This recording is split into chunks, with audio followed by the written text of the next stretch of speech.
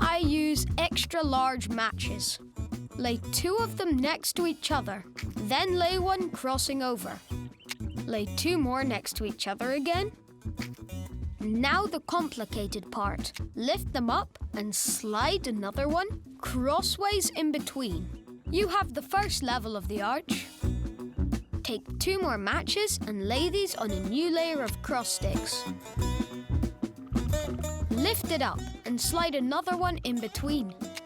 If you do this several times in a row, you get a big arch which hooks firmly together.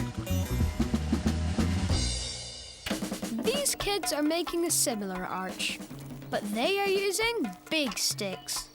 This way of building was invented by Leonardo Da Vinci. It was used by soldiers to build bridges. It's super handy because with a few sticks, you can make a really strong structure.